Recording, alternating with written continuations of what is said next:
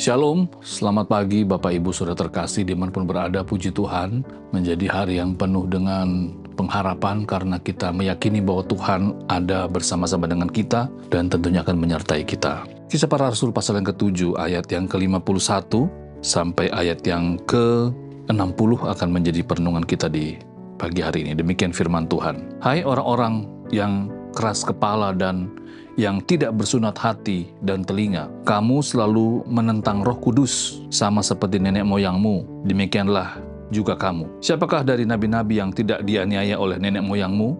Bahkan mereka membunuh orang-orang yang lebih dahulu memberitakan tentang kedatangan orang benar, yang sekarang telah kamu hianati dan kamu bunuh. Kamu telah menerima hukum Taurat yang disampaikan oleh malaikat-malaikat, akan tetapi kamu tidak menurutinya. Ketika anggota-anggota Mahkamah Agama itu mendengar semuanya itu sangat tertusuk hati mereka, maka mereka menyambutnya dengan gertakan gigi. Tetapi Stefanus yang penuh dengan Roh Kudus menatap ke langit lalu melihat kemuliaan Allah dan Yesus berdiri di sebelah kanan Allah. Lalu katanya, sungguh aku melihat langit terbuka dan Anak Manusia berdiri di sebelah kanan Allah. Maka berteriak-teriaklah mereka dan sambil menutup telinga serentak menyerbu dia dan menyeret dia keluar kota lalu melemparinya. Dan saksi-saksi meletakkan jubah mereka di depan kaki seorang muda yang bernama Saulus. Sedang mereka melemparinya, Stefanus berdoa, katanya, ya Tuhan Yesus, terimalah rohku. Sambil berlutut ia berseru dengan suara nyaring, Tuhan, janganlah tanggungkan dosa ini kepada mereka. Dan dengan perkataan itu meninggallah ia. Demikian bacaan firman Tuhan kita. Firman Tuhan di pagi hari ini saya memberikan tema hati yang selalu terbuka. Sebuah kisah yang sangat mengharukan sekali, Bapak Saudara terkasih. Bagaimana seorang pribadi yang dipenuhi dengan Roh Kudus harus menerima kenyataan bahwa hidupnya singkat. Karena dalam bacaan firman Tuhan kita, tokoh yang kita baca yaitu Stefanus harus mati karena mempertahankan iman. Dia bersaksi bahwa Kristus adalah Tuhan. Ada dua respon yang dapat kita lihat di sini. Kalau kita membandingkan saat Petrus berkhotbah di pasal yang kedua, ayat yang ke-37, orang-orang awam yang tidak percaya, saat Petrus berkhotbah, hati mereka dikatakan sana penuh dengan sukacita, bahkan mereka sangat terharu dengan perkataan Petrus, sehingga mereka bertanya, apa yang harus kami perbuat? Akhirnya Petrus berkata, kamu harus dibaptis, dan seterusnya.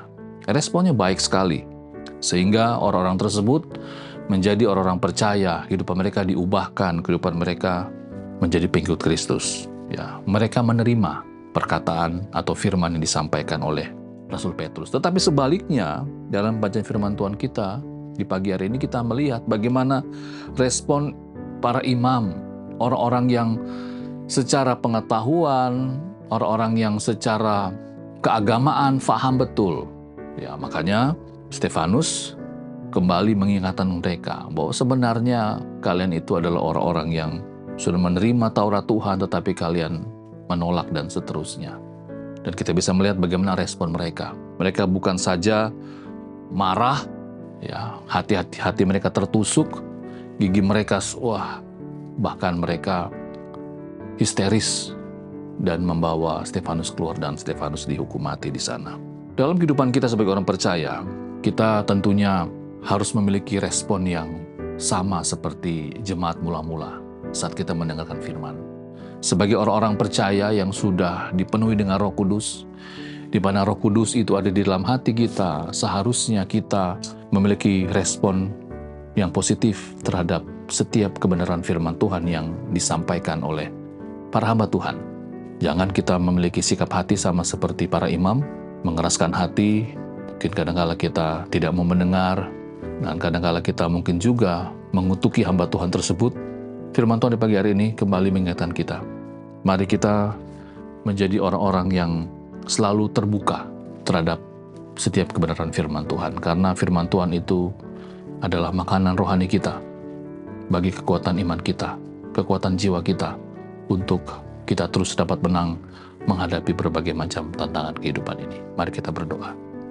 Tuhan, terima kasih, sungguh benar firman-Mu bahwa kami harus menjadi pribadi-pribadi yang sama seperti tanah yang subur, di mana saat benih firman Tuhan itu terjatuh di tanah yang subur, tanah tersebut menerima dan benih tersebut dapat bertumbuh, berakar, berbuah, dan tentunya buahnya memuliakan Bapa di surga. Mampukan kami juga agar hati kami selalu menjadi tanah yang subur, agar setiap kebenaran firman Tuhan yang kami dengar sungguh-sungguh dapat mendapatkan tempat yang terbaik di dalam hati dan pikiran kami. Sehingga kehidupan iman kami sebagai orang percaya terus dibangun. Tentunya firman Tuhan yang kami dengar akan menjadi kekuatan yang baru dalam kehidupan kami hari lepas hari. Terima kasih Tuhan Yesus. Ini doa kami. Memberkati apa yang kami kerjakan di hari ini dan juga memberkati orang-orang yang kami kasihi. Amin.